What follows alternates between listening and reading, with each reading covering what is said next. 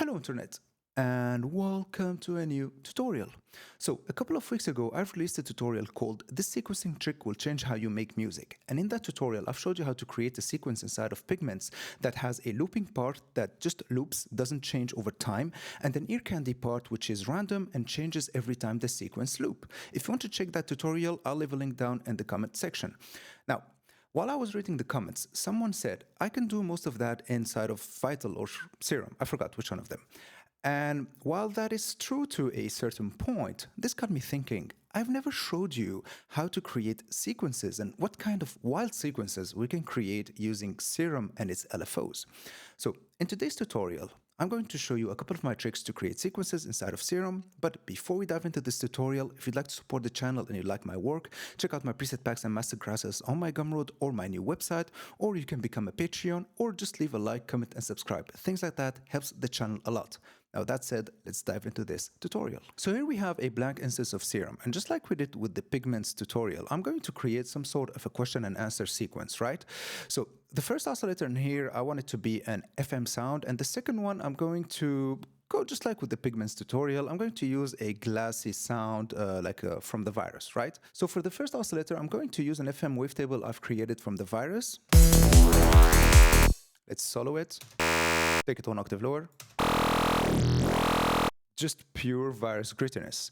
And for the second oscillator, the glassy sound, I'll use a wavetable I've created also from the virus called Grain. Let's take it 1 octave lower. The famous glassy sound from the virus. By the way, if you want these wavetables, they are part of my Psyche Volume 2 preset bank for the virus, and they're also available for my Patreon. Now, what we're going to do to create this sequence, we will use the LFOs. So basically, let's turn on the first oscillator and let's turn its level down. Now, basically this LFO, if we route it to the volume of the first oscillator, we can actually use it to create a really simple sequence. Check this out. Let's set it to 1 bar. And now basically we can create envelopes using it, right? Check this out. Now we can do something like this, as an example. So now we have this. Perfect. So what we can do in here is create something a bit more concrete, right? Let's create a sequence that do this, and in here we can create like a little burst of FM, something like that. And what's really cool with Serum is that we can create a groove with the volume by just turning down these points. So now basically this point is maximum volume, this point is a tiny bit less, this one is way less. So we have something that sounds like this. We can add more release by setting this point somewhere around in here. Right, we've added some sort of a fake release. And by the way, if you want to get the points to snap to the grid, just hit Shift and click anywhere, and it'll snap it to the grid and create those points that are precisely on the grid. So what I'll do in here, I'll repeat the same kind of burst in here. Let's do something that looks like this with a little of a fake release, just like we did in here, something like that. And let's add one last step in here. So now we basically have this. Let's play with the volume a little bit to create some sort of a groove.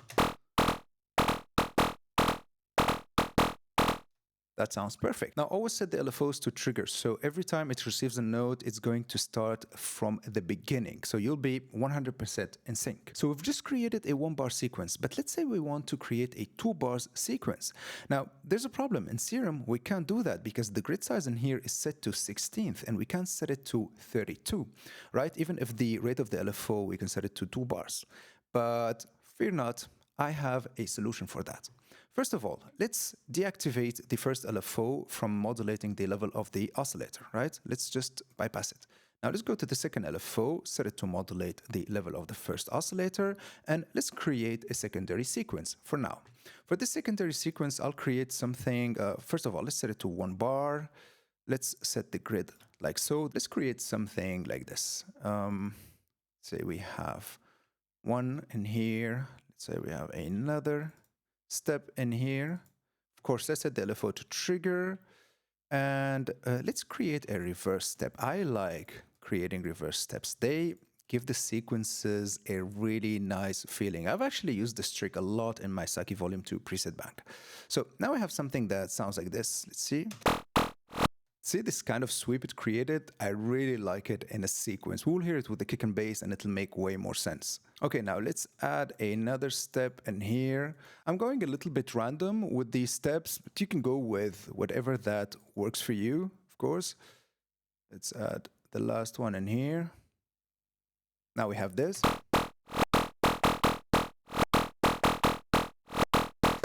Let's maybe add a tiny bit of release in here.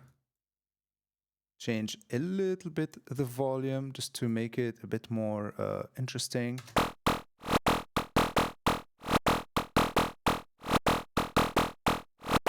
Perfect. Now, we have these two LFOs controlling the level of the first oscillator. Let's unbypass the first LFO.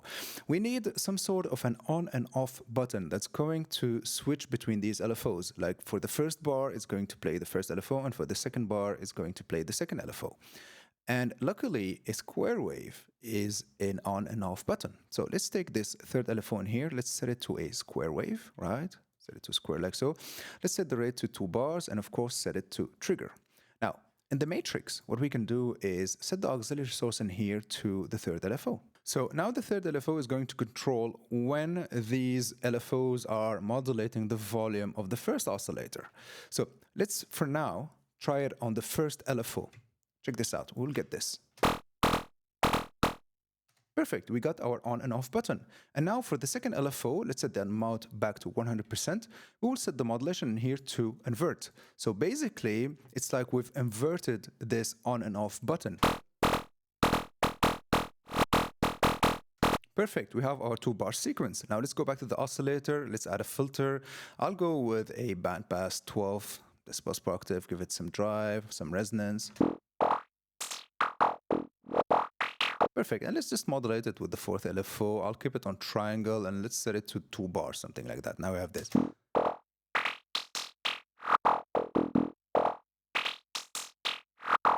Perfect, we have something really interesting going on in here. Now let's add the second oscillator and create this question and answer game. So for that, I'll keep things simple. Let's take the fifth LFO in here. Let's turn on the second oscillator, of course, turn down its level, and let's modulate it with the fifth LFO. Of course, I'll set it to 1 bar. Actually, for this one, I'll set it to 2 bars. And I'll set it to trigger. I'll just create a really simple sequence. I want it to play, let's say, once in here. And let's say maybe somewhere around in here, like so. And another one in here. Now we have this.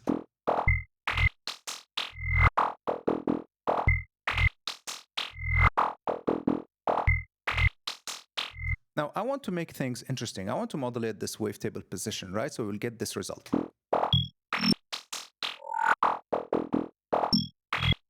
But I don't want to modulate it with a triangle LFO. And honestly, I'm a little bit lazy to create a really crazy LFO shape, right? So for that, what I'll do in here, I'll set the fibrograin wavetable in here to the first position, and I'll use it as an LFO shape for this LFO, right? So wavetable B to LFO, and now we have this. I'll set it to a really slow rate, like 16 bars. Let's set it to trigger, and let's set the wavetable somewhere back in here and modulate it with the sixth LFO. Now we have this.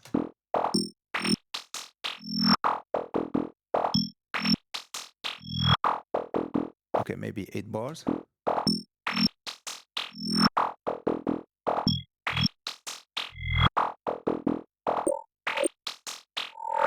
Okay, that's a bit too fast. Let's keep it to 16th bar, but let's make it move a little bit more in here and maybe a little bit more in here. See, when I've used the wavetable shape as a shape for the LFO, all what I had to do is just like modify it a little bit, and now we have a really crazy shape going on, right? So now I have this.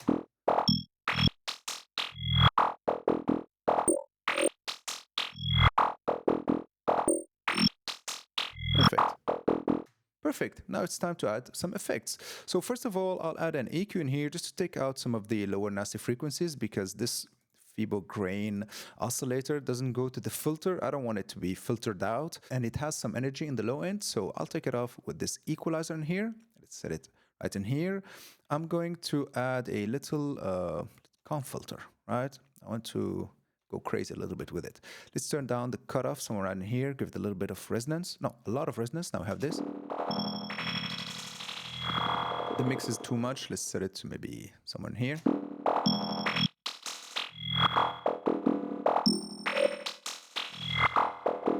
Perfect. You know what? Let's take the fourth LFO in here. Let's modulate the resonance with it just to give it some movement. And the cutoff in here, let's modulate it with the sixth LFO, like so, just a tiny bit. Now we have this.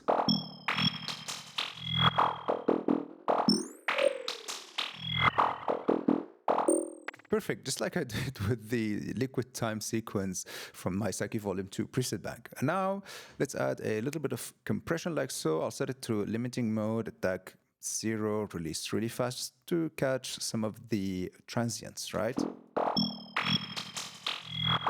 Just to keep things in place.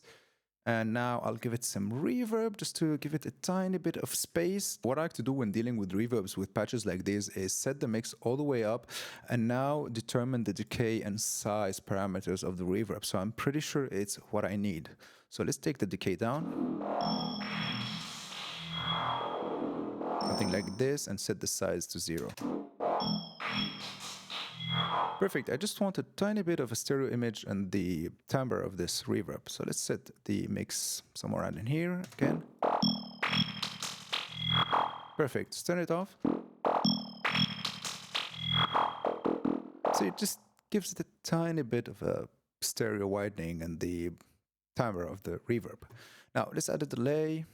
Let's go with the basics. 1/8 dotted ping pong delay. Like so. Ping pong, something like that. Perfect. And now with the kick and bass, we'll get this.